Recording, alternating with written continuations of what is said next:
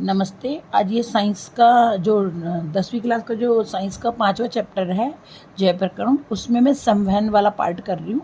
जो हृदय वाला पार्ट है वो तो मानव में संवहन मनुष्य में भोजन व ऑक्सीजन व अन्य आवश्यक पदार्थों की निरंतर आपूर्ति करने वाला तंत्र संवहन तंत्र कहलाता है, जो एक जगह से दूसरी जगह ले जाता है चीज़ों को। और ये कौन करता है हमारे शरीर में? ये रुधिर करता है। इसका माध्यम है रुधिर।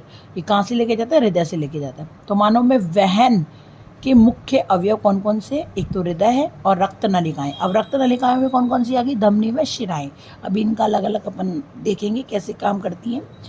तीसरी है वहन माध्यम। वहन माध्यम क्या होता है कि लेके कौन जाता है? तो रुधिर व लसिकाएं लेके जाती हैं इन चीज़ों को।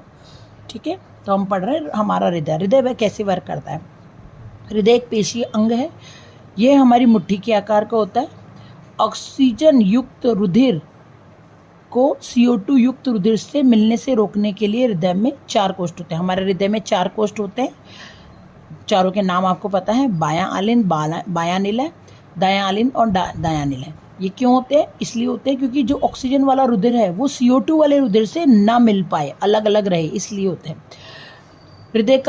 हृदय का दायां व बायां बंटवारा ऑक्सीजनित व विऑक्सीजनित रुधिर को मिलने से रोकने में लाभदायक है। विऑक्सीजनित का मतलब CO2 वाला रुधिर, ऑक्सीजनित मतलब O2 वाला रुधिर। मानव के हृदय में एक पंप की तरह का होता है।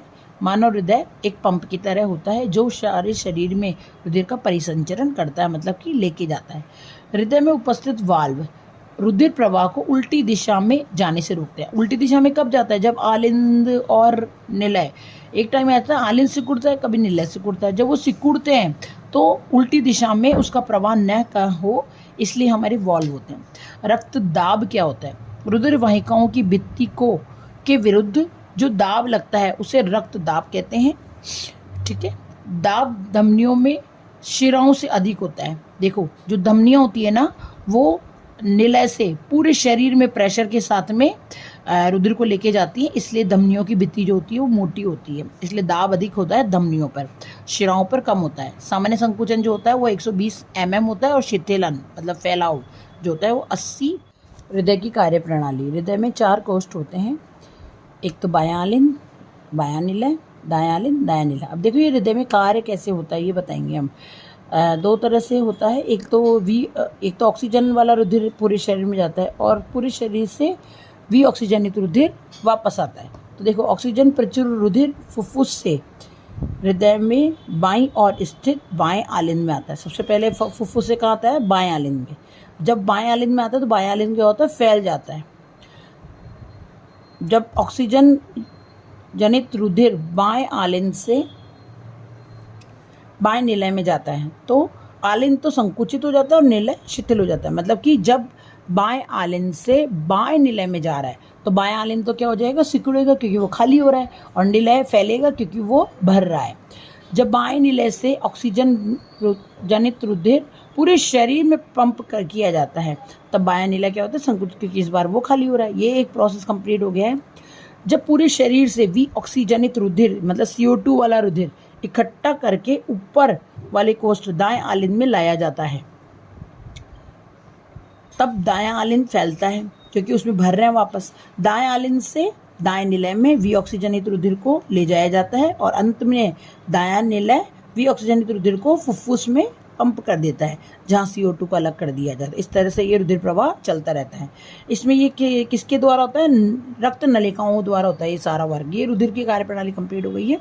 रक्त नलिकाएं जैसे कि धमनियां हैं, शिराएं हैं। तो पहले धमनियां क्या काम करती है? देखो, धमनियां क्या होती है?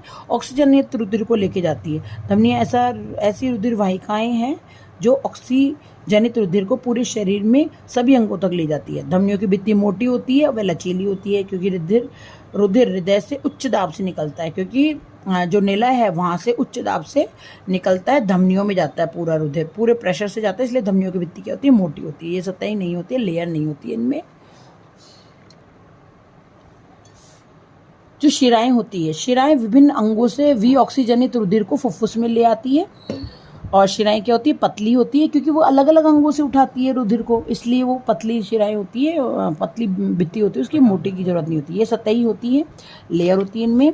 ये लसिकाएं क्या होती है? लसिकाएं ये तरल उत्तक है जो रुधिर प्लाज्मा की तरह होती है। ये रंगहीन होती है, इनका कोई कलर नहीं होता। लसिकाओं के बारे में पढ़ रहे हैं। इसमें अल्प मात्रा में प्रोटीन पाया जाता है। लसिकाएं वहन में सहायता करती है। अब ये बनती कब है लसिकाएं, तो देखते हैं। केशिकाओं की भित्ति में उपस्थित छिद्रों द्वारा प्लाज्मा प्रोटीन तथा रुधिर कोशिकाएं बाहर निकलकर ऊतक के अंतरकोशिकीय अवकाश में आ जाती है।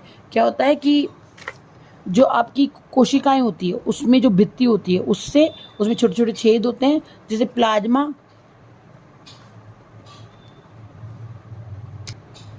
कोशिका की भित्ति में उपस्थित छिद्रों द्वारा प्लाज्मा प्रोटीन व रुधिर कोशिकाएं बाहर निकलकर ऊतक के अंतरकोशिकीय अवकाश में आ जाती है। तब ऊतक तरल व लसिका का निर्माण होता है।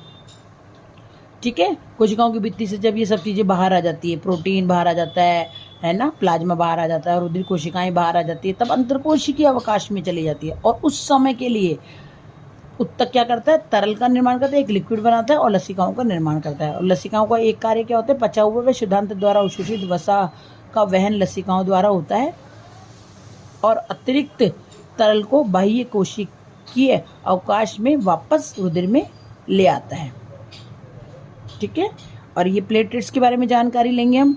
जब हम घायल हो जाते हैं तो रक्तस्राव होने लगता है, हमारे रुधिर निकलने लगता है। इसे रोकने के लिए प्लेटलेट्स कोशिकाएं पूरे शरीर में भ्रमण करती रहती है और रक्तस्राव के स्थान पर रुधिर का थक्का बनाकर मार्ग को अवरुद्ध कर देती है, रुधिर की हानि से रोकती है। ये क्या होता है कि हमारे जब हमारे कोई चोट लग जाती है तो थोड़ी देर बाद में रुधिर का आना बंद हो जाता है, खून बहना बंद हो जाता है, क्योंकि वहाँ पे रुधिर का एक क्लोट बन जाता है। ये रुधिर का एक थक्का बन जाता है, जो कौन बनाता है, प्लेटलेट्स बनाती है। Thank you.